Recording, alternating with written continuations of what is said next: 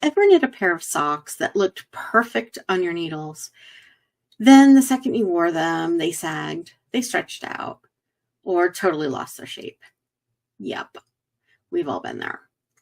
And spoiler alert, the yarn you choose is everything. So today I'm sharing my best secrets to help you pick the perfect yarn for any sock pattern, so your socks look stunning and stay comfy and durable for the long haul. Stick around, because at the end of this episode, you'll be a total sock yarn matchmaker.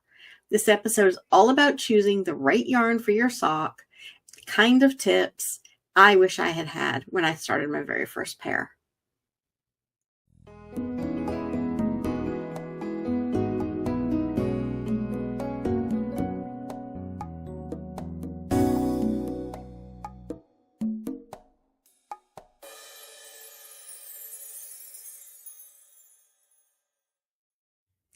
Here is why yarn choice is a big deal.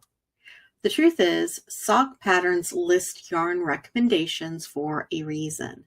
You might think you can swap out any yarn that's hanging out in your stash, but trust me, not every yarn is built for socks. Anytime you're starting a new sock project, pause and check. Fiber type, yarn weight, gauge, needle size. Just check right from the beginning.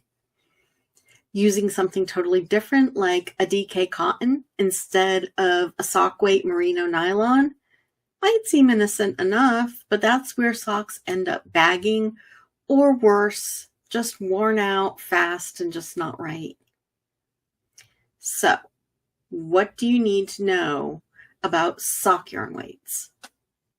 Most sock yarn patterns call for fingering weight yarn because it gives it that classic sleek fit. But sometimes you'll see sport or even DK weights for chunky, cozy socks. I use that all the time. Which brings up a good fun fact. Fingering yarn and sock yarn are the same weights.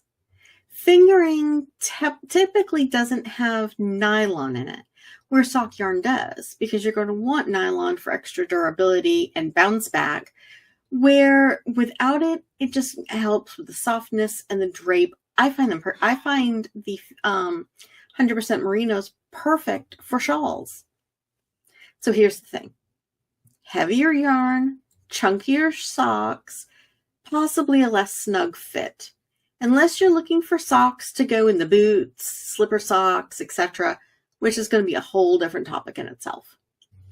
And yes, I'm going to say it. You need to swatch. I know it's not the fun part, but it saves you headaches later, especially when you're switching up yarn weights. If you're knitting a lace sock, you may need to go up a needle size, or not, depending on your pattern. So pay close attention to the needle size the designer recommends. They've more than likely had their pattern tested by many pattern testers and have already done a lot of the heavy lifting for you for that.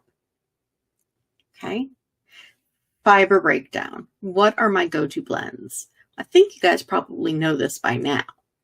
But for long-lasting comfy socks, my gold standard is 75 to 80% wool, superwash merino for socks, because you're going to be washing them. You're going to be wearing and washing.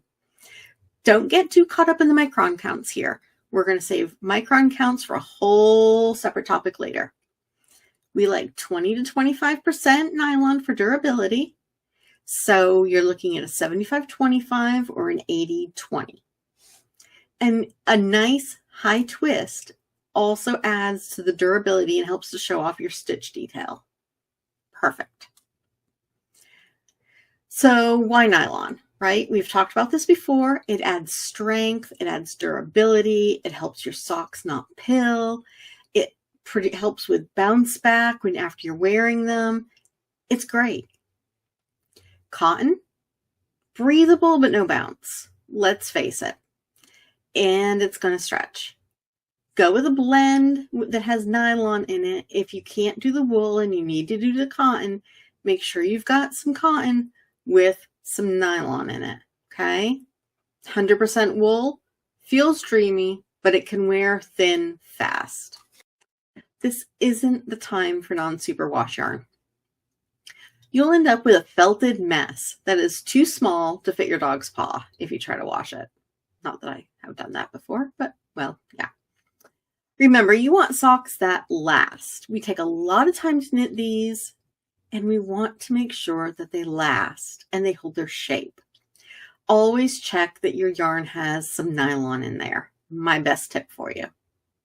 As much as I love a nice single ply yarn, unless it's a very, very high twist, and even then I'm hesitant, I recommend you keep that yarn for other garments like a shawl or cowl. Really, it won't hold up durable wise. So we have the yarn. Now let's match it to the pattern. Here are my quick tips. Lace socks, choose smooth, crisp yarn. Think MCN, merino cashmere nylon blends. It's soft, it's perfectly dreamy, it's wonderful. Cabled socks. You're going to want to go for a plump, high twist yarn for stitch definition. You'll want at least a 3-ply. My go-to is a 4-ply for nice, bold, well-defined stitch definition. Okay. Cozy house socks. DK is perfect. If it's got a nice twist, DK with or without nylon for house socks is perfectly fine. This is your chance to play with your yarn. One of the first pairs of socks I ever made was a DK. It was silk and merino blend, no nylon. And today it's even still one of my favorite socks. It looks a little worse for wear, but it's still one of my favorite socks that I reached for all the time. I can't wear them under sneakers, but they're perfect for just wearing around the house or in big winter boots and not letting anybody see them because they're very much worse for wear. But they're my favorites. So basically think about the sock's purpose. Are you lounging? Are you hiking? Wool, if you're worried about breathability with hiking, wool is more breathable for things like that, moisture wicking, than cotton really is. Okay, so keep that in mind. Wool is ideal. The right yarn makes all the difference. So what are my favorite sock yarns? You know I'm obsessed with Southern Sock. It's our blend of 75% merino, 25% nylon. It's classic, it's sturdy, and it's a dream to knit with. MCN sock, merino, cashmere, nylon. Want a little luxury? That hint of cashmere is everything. You can get them both at our store. Want some more tips? Always knit your gauge swatch if you're using new yarn, new needles, or new stitch pattern that may require changing up. Yep, I am the girl who hates swatches, but knit one. Pre-soak bright and dark yarn to test color fastness. This applies to both commercial and hand-dyed yarns. Yes, color bleeding can and does happen with commercial yarns. With hand-dyed yarn, we set the colors of the yarn with an acid. Not one that's going to burn the skin off your hands. Don't worry about that. Think everyday acids like vinegar, regular old household vinegar that you use in your salad dressings. Okay, regular, not cleaning vinegar, regular old vinegar. Or citric acid, which we use for pickles, canning, stuff like that. So it's all food safe, no worries. The acid acts like glue, okay? And that's going to bind the color to your yarn along with the heat. To set your color, you need acid, heat, of course the dye, and then time, okay? Because it takes a certain amount of time to set the yarn. So now the heat binds, but once the acid is washed out, okay, once we wash out the citric acid or vinegar, which is why hand dyers go ahead and they give their yarns a spa day in wool wash before drying and sending it to you. One part of the glue then is missing, the acid. We've washed it all out. So if you put your socks in hot water to wash it, and please don't get me started on felting worries, some color could leach out. I have a shawl that proves it, and I know exactly what I did wrong.